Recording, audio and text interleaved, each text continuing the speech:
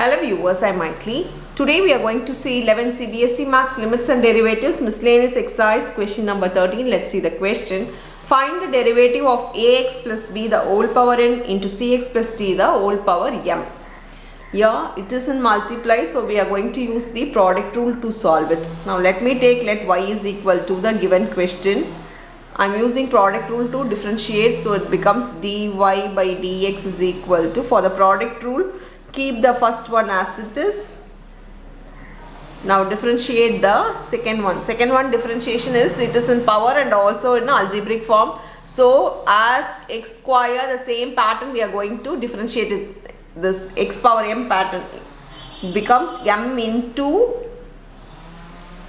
cx plus d the whole power, will subtract 1. So this is the differentiation, and also into inner function differentiation. Again we need to do the if there are two function, into again the another function we need to differentiate. Here cx plus d becomes c into 1, x for x it is 1, so it becomes c plus d is a constant term, so d becomes 0, plus keep this as it is into, here we need to differentiate this, bring n to front, so n ax plus b the whole power n minus 1 into inner function differentiation, here it becomes a. Now multiply this mc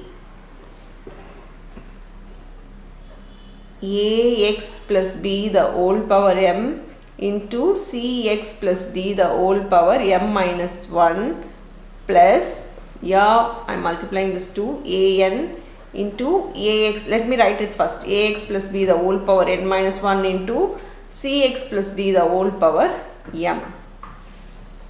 Here if you note, we have the same base with different powers. I want to take it common outside. For taking common outside, if you see this, we have n minus 1 here on the power n, we have m minus 1 on the power m here, m minus 1 here, n here, n minus 1.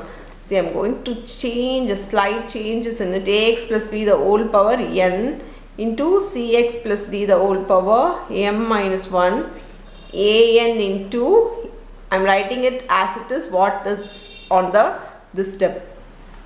Now you see the power n. Here I am going to take this to be n minus 1. Without any change, I want to make the power to n minus 1. For that I am subtracting 1 and adding 1 to it. If you see, we have ax plus b the whole power n minus 1 plus 1. That means there is no change, it's only n what we have written here. The same way here minus 1 plus 1. Here also I have not changed anything, it is the same as it is here. Now when the base is same, the power are multiply, we know that we will add it.